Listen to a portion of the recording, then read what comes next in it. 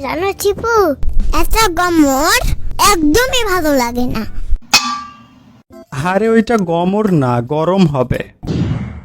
চুপ! এত বেশি বোঝে গেল তুমি। আচ্ছা ঠিক আছে, চুপ থাকলাম।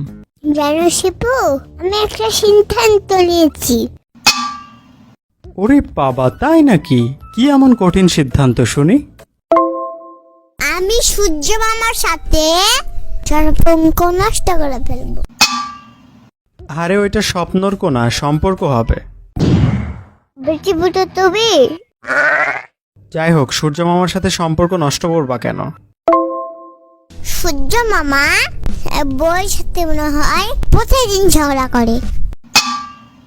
কেন বলো তো? বউয়ের সাথে ঝগড়া করে, তার মাথা গরম হয়ে থাকে, যত রাগ সব আমাদের উপরে ঢেলে দেয়। তুমি একটু ওদের ঝগড়াটা সলভ করে দিলেও তো পারো।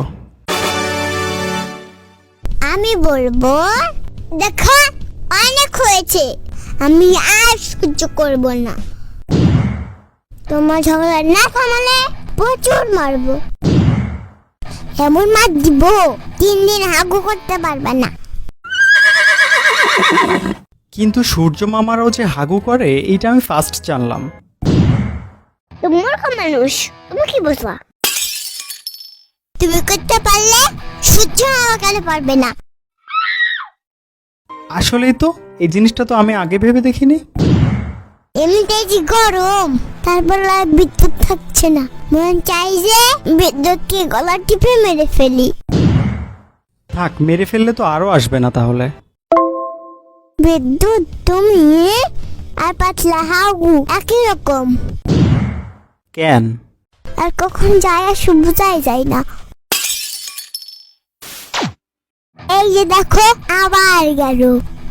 আই বলছি না আসলে তুই বাসায় গিয়ে ধরে আনবো। জীবনটা গরম হয়ে গেল।